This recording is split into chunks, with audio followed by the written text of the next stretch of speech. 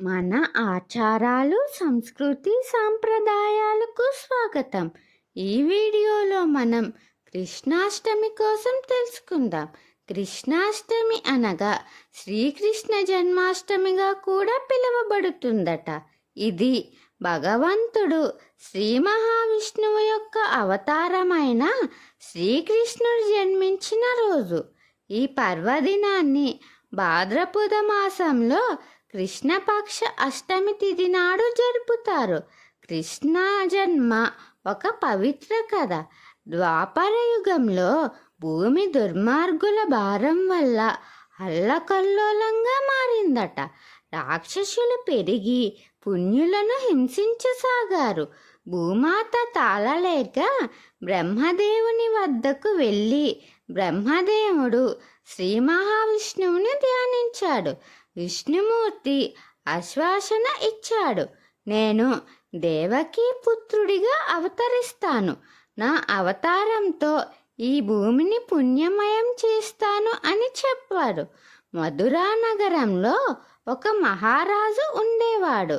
అతనే ఉగ్రరాజు కంసుడు.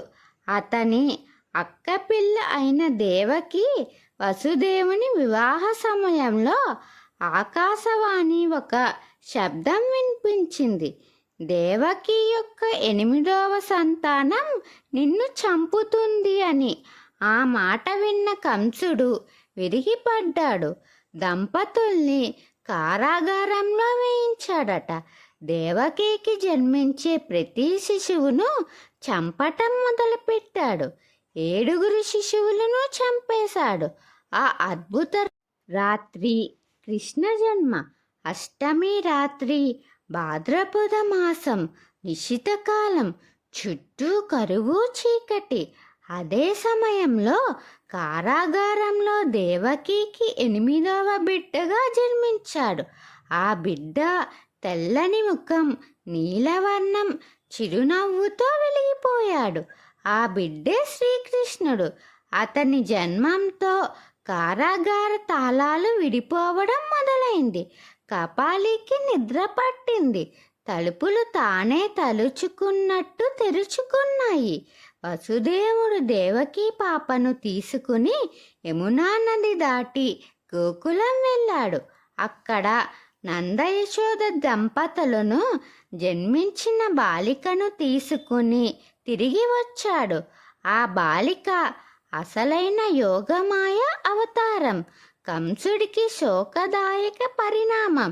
కృష్ణుణ్ణి చంపేందుకు కంసుడు పూతన, శకుటాసుర, తృణవర్త వంటి అనేక రాక్షసులను పంపిన చిన్న వయసులోనే కృష్ణుడు వారిని సంహరించాడు.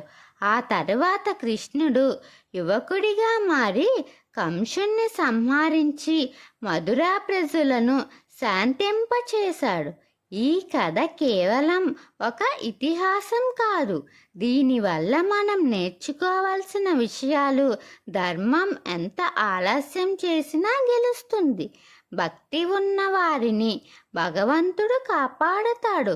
శ్రీకృష్ణుడు ఒక దైవ అవతారం మాత్రమే కాదు, ధర్మయోధుడు, ప్రేమ స్వరూపం, జ్ఞానమూర్తి కూడా.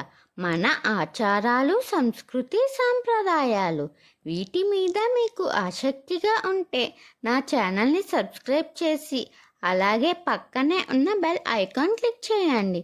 నా వీడియోస్ని మీరు ఆదరించి లైక్, షేర్, కామెంట్ చేయండి. ఓం శ్రీ మాత్రే నమః.